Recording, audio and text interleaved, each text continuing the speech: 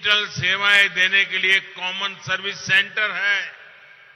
शिक्षा हो, स्वास्थ्य हो, कनेक्टिविटी हो, हर प्रकार से यादगीर जिले का प्रदर्शन टॉप 10 आकांक्षी जिलों में रहा है। और इसके लिए मैं यादगीर जिले के जनप्रतिनिधियों को, यहां के डिस्ट्रिक्ट एडमिनिस्ट्रेशन की टीम को मेरी तरफ से बहुत बहुत बधाई देता हूं। आज यादगीर जिले में नए उद्योग आ रहे हैं। केंद्र सरकार ने यहां फार्मा पार्क की स्वीकृति भी दे दी है। भाइयों और बहनों, वाटर सिक्योरिटी एक ऐसा विषय है जो 21वीं सदी के भारत के विकास के लिए बहुत जरूरी है। भारत को विकसित होना है तो border security, coastal security, internal security के तरह ही वाटर सिक्योरिटी से जुड़ी चुनौतियों को भी समाप्त करना ही होगा। डबल इंजन की सरकार सुविधा और संचय की सोच के साथ काम कर रही है। 2014 में जब आपने हमें अवसर दिया, तब 99 ऐसी सिंचाई परियोजनाएं थी जो दशकों से लटकी हुई थी। आज इनमें से 50 के करीब योजनाएं पूरी हो चुकी हैं। हमने पुरानी योजनाओं पर भी काम किया और जो संसाधन हमारे पास पहले से थे उनके विस्तार पर भी बल दिया। कर्नाटका में भी ऐसे अनेक प्रोजेक्ट्स पर काम चल रहा है। नदियों को जोड़कर सूखा प्रभावित क्षेत्रों तक पानी पहुंचाया जा रहा है। Narayanpura left bank canal system का विकास और विस्तार भी इसी नीति का हिस्सा है। अब जो नया सिस्टम बना है, जो नई तकनीक इसमें जोड़ी गई है, इससे 4.5 लाख हेक्टेयर भूमि सिंचाई के दायरे में आएगी। अब कैनाल के आखिरी छोर तक भी पर्याप्त पानी पर्याप्त समय के लिए आ पाएगा। साथियों, आज देश में पर ड्रॉप मोर क्रॉप पर, माइक्रो इरिगेशन पर अभूतपूर्व बल दिया जा रहा है। बीते 6-7 सालों में 70 लाख हेक्टेयर भूमि को माइक्रो इरिगेशन के दायरे में लाया गया है। कर्नाटका में भी इसको लेकर के बहुत अच्छा काम हुआ है। आज कर्नाटका में माइक्रो इरिगेशन से जुड़े जिन प्रोजेक्ट्स पर काम चल रहा है, उससे 5 लाख हेक्टेयर भूमि को लाभ होगा। डबल इंजन सरकार भूजल के स्तर को ऊपर उठाने के लिए भी बड़े स्तर पर काम कर रही है। अटल भूजल योजना हो, अमृत सरोवर अभियान के तहत हर जिले में 75 तालाब बनाने की योजना हो, या फिर कर्नाटका सरकार की अपनी योजनाएं, इससे जल स्तर बनाए रखने में मदद मिलेगी।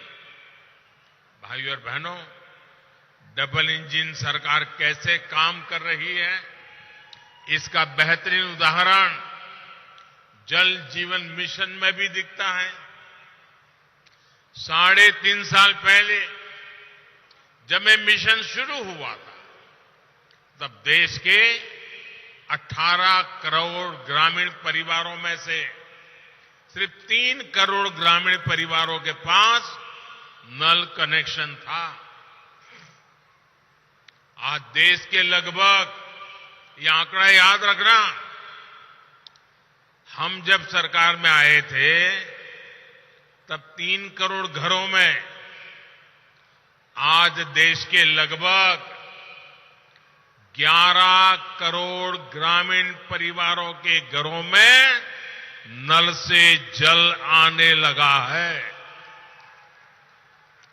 यानी हमारी सरकार ने देश में 8 करोड़ नए ग्रामीण परिवारों तक पाइप से पानी पहुंचाया है और इसमें कर्नाटका के भी 35 लाख ग्रामीण परिवार शामिल हैं।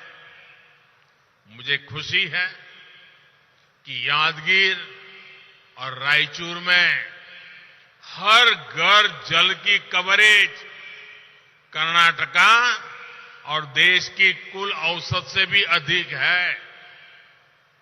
और जब नल से जल घर में पहुंचता है ना, तो माताएं बहनें मोदी को भरपूर आशीर्वाद देती है। हर दिन जब पानी आता है, मोदी के लिए उनके आशीर्वाद बहने शुरू हो जाते हैं। आज जिस योजना का शिलान्यास हुआ है, उससे यादगीर में घर घर नल से जल पहुंचाने के लक्ष्य को और गति मिलेगी। जल जीवन मिशन का एक और लाभ मैं आपके सामने रखना चाहता हूं। एक स्टडी में सामने आया है कि भारत के जल जीवन मिशन की वजह से हर साल 1.25 लाख से अधिक बच्चों का जीवन हम बचा पाएंगे। आप कल्पना कर सकते हैं, 1.25 लाख बच्चे प्रति वर्ष मौत के मुख में जाने से बच जाते हैं, तो ईश्वर भी तो आशीर्वाद देता है साथियों, जनता जनार्दन भी आशीर्वाद देती है। साथियों, दूषित पानी की वजह से हमारे बच्चों पर कितना बड़ा संकट था और अब कैसे हमारी सरकार ने आपके बच्चों का जीवन बचाया है। भाइयों और बहनों, हर घर जल अभियान डबल इंजन सरकार के डबल बेनिफिट का भी उदाहरण है। डबल इंजन यानी डबल वेलफेयर, डबल तेजी से विकास। कर्नाटका को इससे कैसे लाभ हो रहा है, आप लोग तो भली भांति जानते हैं। केंद्र सरकार किसानों के लिए पीएम किसान सम्मान निधि योजना के तहत 6,000 रुपया देती है। वहीं कर्नाटका सरकार इसमें 4,000 रुपया और जोड़ती है ताकि किसानों को डबल लाभ हो। यहां यादगीर के भी लगभग 1.25 लाख किसान परिवारों को भी पीएम किसान सम्मान निधि के लगभग 250 करोड़ रुपए मिल चुके हैं। साथियों, केंद्र सरकार नई राष्ट्रीय शिक्षा नीति लाई है। वहीं कर्नाटका सरकार विद्या निधि योजना से गरीब परिवारों के बच्चों की अच्छी शिक्षा में मदद कर रही है। केंद्र सरकार महामारी और दूसरे संकटों के बावजूद तेज विकास के लिए कदम उठाती है। वहीं राज्य सरकार इसका लाभ उठाते हुए कर्नाटका को देश में निवेशकों की पहली पसंद बनाने के लिए आगे बढ़ रही है। केंद्र सरकार बुनकरों को मुद्रा योजना के तहत मदद देती है। वहीं कर्नाटका सरकार महामारी के दौरान उनका ऋण माफ करती है और उन्हें आर्थिक सहायता भी देती है।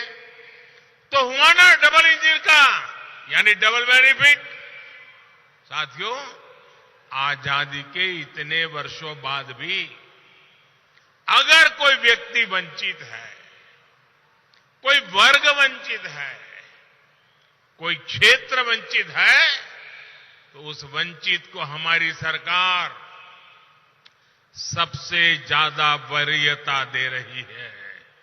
और वंचितों को वरीयता, ये है हम लोगों का कार्य करने का राह है, संकल्प है, मंत्र है।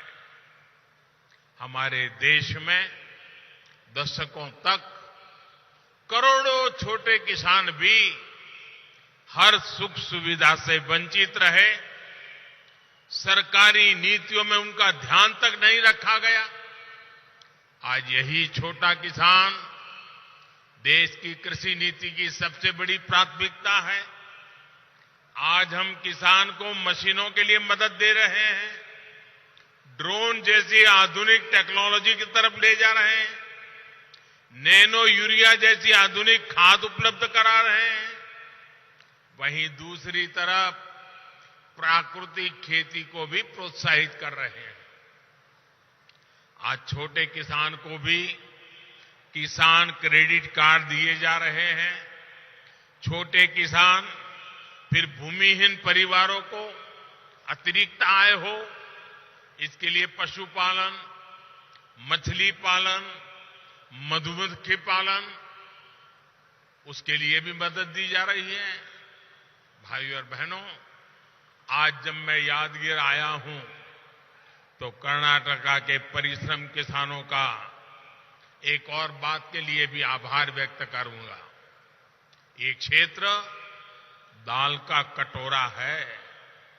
यहां की दालें देश भर में पहुंचती है। बीते 7-8 वर्षों में अगर भारत ने दालों के लिए अपने विदेशी निर्भरता को कम किया है,